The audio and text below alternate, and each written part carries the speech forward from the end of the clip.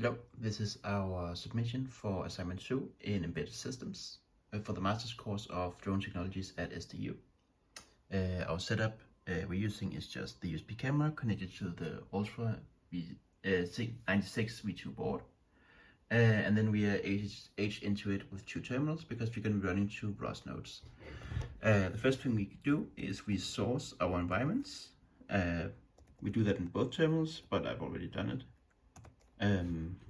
And then we need to run our nodes with this command right here.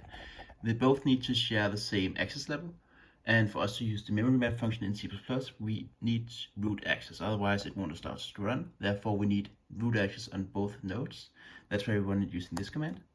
And I've already sourced everything here over in the second terminal, and I can just run it. So first we can see here that our USB camera node got initialized properly and is now producing images. And over here we can see that our subscriber node is receiving those images and then doing these operations on them and reconstructing the image. So to actually visualize what's going on, we're using just your standard VS Code.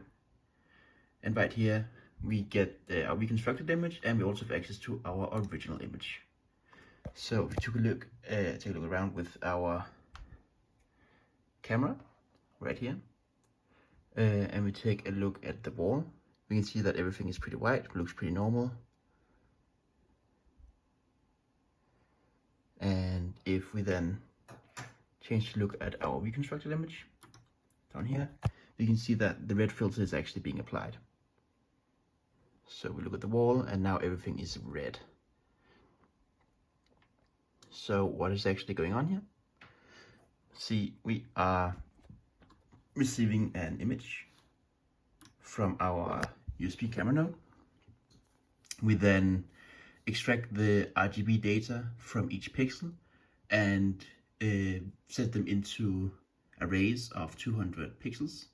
So we switch it up into batches, and then we send that down into BRAM 200 pixels at a time.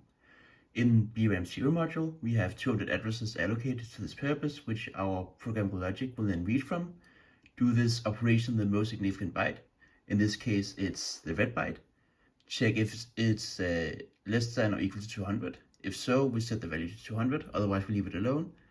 And then we load it into BRAM 1. Whenever we load it into BRAM 1, we then read it with our subscriber node again, and then we can start reconstructing the image 200 pixels at a time. Whenever it's completely reconstructed, we just save it.